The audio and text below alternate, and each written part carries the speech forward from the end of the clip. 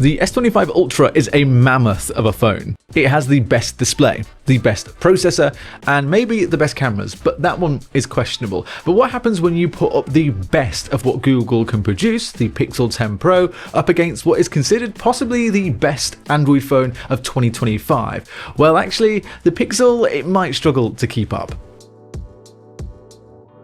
I want to quickly talk about design because I actually think that these are two of the best looking phones that you can buy. This 25 Ultra is definitely lighter, like just holding it you can tell. It's definitely more boxy than the Pixel, which I actually don't mind, and it has matte side rails, which I wish the Pixel 10 Pro had just taken on. The XL is about 20 grams heavier, and that's mostly because it has the magnets built straight into the back of this, and it now means you can do things like this.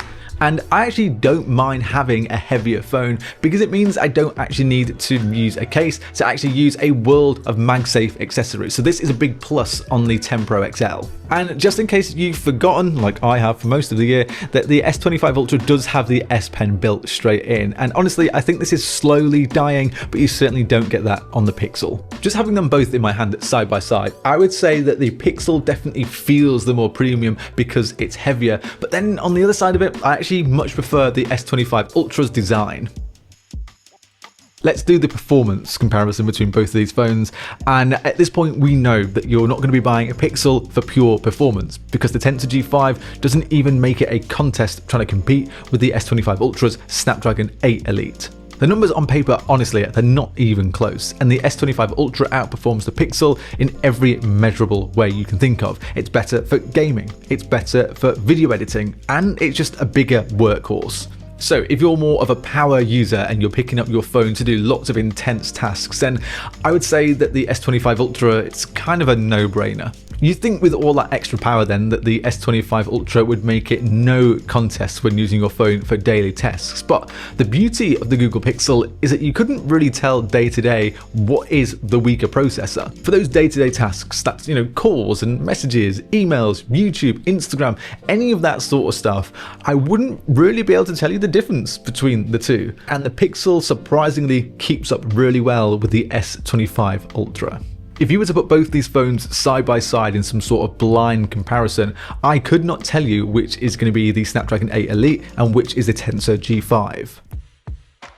One of the biggest reasons you're going to pick up either one of these phones is the cameras. I'm actually going to start talking about video because there is a lot I like about both, but the Pixel really infuriates me in some ways. If we put both of these side by side, I think the comparison is pretty close between the two. For me, the Pixel is slightly more natural in its colors, whereas the S25 Ultra is a little bit too saturated and a little bit too trigger happy with the colors. And when you look at which of these phones is more stable, I would say that the Pixel only just takes it, but it's still incredibly close, even though one of the big upgrades for the Pixel this year was that it had double the OIS range on that main lens. But I think that they both kind of look similar, but maybe I'd edge on the side of the Pixel.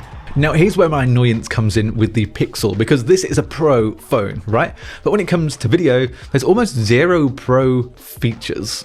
The S25 Ultra has log recording, so you can record in that flat profile and then take it into your editor of choice, and you can play with that colors and make it look exactly how you want. Like for creators, it's great, and it means you don't always need to use your main professional camera. The Pixel though doesn't really have anything to compete with that. This phone is meant to rival the S25 Ultra and the iPhone, and both of those have log recording. You can change the exposure and the white balance on the Google Pixel, but I mean, it's just no competition when you can actually record in log on the S25 Ultra. And to get the best out of your Pixel, you need to use Video Boost, and I have a lot of issues with Video Boost, but I'm going to save that complaint for the full review of the Pixel 10 Pro XL, so make sure you are subbed to see that. For cameras, I honestly think it's a bit of a toss-up here between both the Pixel and the S25 Ultra, and no matter which one I tell you I think is the best photo, you're going to have a preference of your own.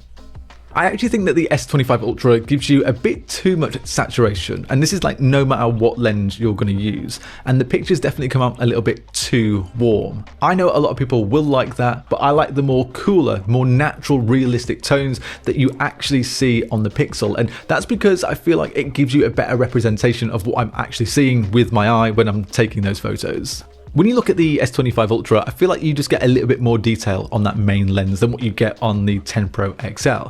But that's where we start to get a little bit picky, and I actually think it's more down to how both phones process these images more than anything. But I would always pick a Pixel over the Galaxy just due to its more natural tones. Then we look at the 100 times zoom, and this is the first time that Pixel can compete with Samsung going to that 100 times, and the competition I don't really think is a fair one.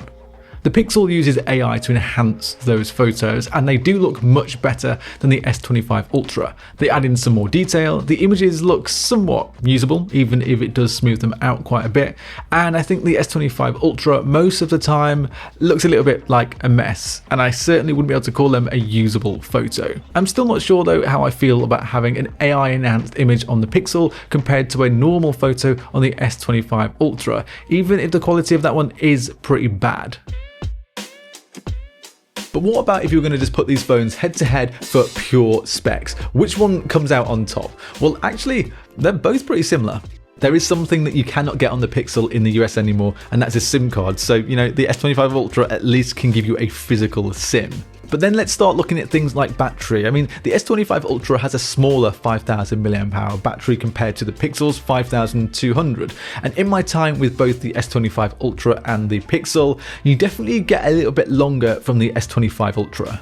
The Pixel this time round, of course, has Pixel Snap, which is something that the S25 Ultra just doesn't have. So it means you have MagSafe or Qi 2.2 built directly into the back of the phone, and I love this. It just gives you a whole host of options now with accessories for filming or MagSafe wallets, or the ability just to use MagSafe charging stands, and that's something right now you need a case for with the S25 Ultra. And talking of Qi 2.2, that also means you get quicker 25 watt wireless charging on the Pixel 10 Pro XL compared to the S25 Ultra's 15 watts, which is, again, it's not a huge difference, but it does mean that this is definitely going to charge a little bit quicker. But when you're talking about wired charging, they both have 45 watts. And just a quick thing to mention here, that the Pixel now doesn't have reverse wireless charging. So you can't pop your Pixel buds onto the back of this and get a quick charge, where you can do on the Galaxy S25 Ultra. A few other things though that are quite similar. You get UFS 4 storage on both, and honestly very similar displays.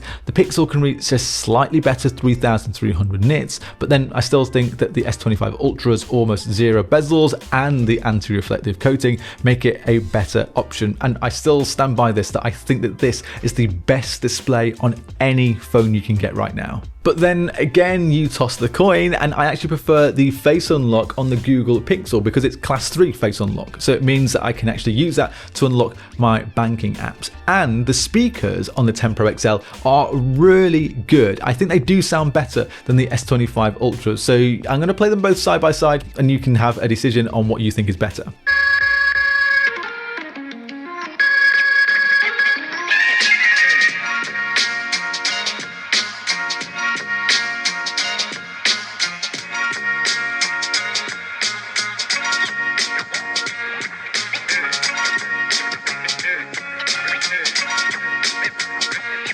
The biggest place that you're going to notice a difference here though is in software and AI. I feel like Google's shtick at this point is it has the best baked in AI on any phone, and I can't tell you it doesn't, although the S25 Ultra is very close. Gemini, Circle to Search, it's all identical on both phones. They even both have basically the same useless now brief and daily brief. I definitely think it is a little bit more seamless though on the Pixel. So you have Magic Q, for example, and when that actually works, this is really good. But please don't think that AI is still a reason to buy one of these phones over the other, because right now it's just not. One UI versus Pixel OS though might sway you one way or the other. Material 3 Expressive is more colourful and more playful, while One UI definitely feels a lot more customizable. Although let's just remember that One UI 8 is not out of beta yet on the S25 Ultra, and at this point, who knows when it is coming. At least with Google, you know when the updates are coming and exactly what is changing, and I feel like that Samsung is kind of letting itself down in this regard. Material 3 Expressive is definitely bolder than One UI 8, and it is a little bit more,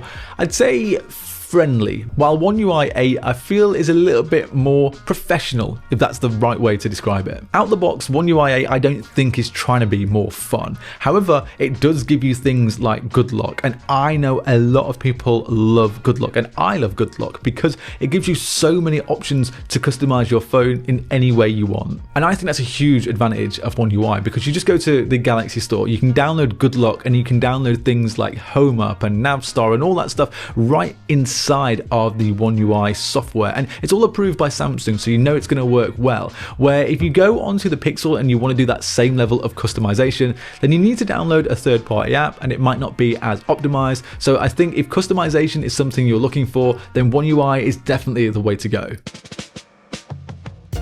And then we come to a conclusion of which one of these do I think is better, and to be honest, it comes down to a bit of a coin toss. There are things that one has that I really like, and to be honest, if you pick up one over the other, you're not really going to be missing out on a huge deal. But if you asked me to spend my own money on one of these phones, I think it'd be really difficult to pick, but I think I might just side on the side of the S25 Ultra. But then I'd really miss Pixel Snap and the Pixel camera, so maybe I'd choose the Pixel. Actually, no, I'd go with the S25 Ultra because I think that gives you a lot more of what you're looking for from a pro phone. And if you pick up the S25 Ultra, I feel like you can still live in peace knowing that it's more powerful than the Pixel, and it's probably likely to be more powerful than even next year's Google Pixel. Let me know though, because I am curious, like which of these two phones would you pick? It's like a tough decision. It is a bit of a coin toss, but I'm definitely curious to see what people say in the comments below. Now, before you head off, make sure you subscribe to the channel, and if you do that, then I'll see you in the next video.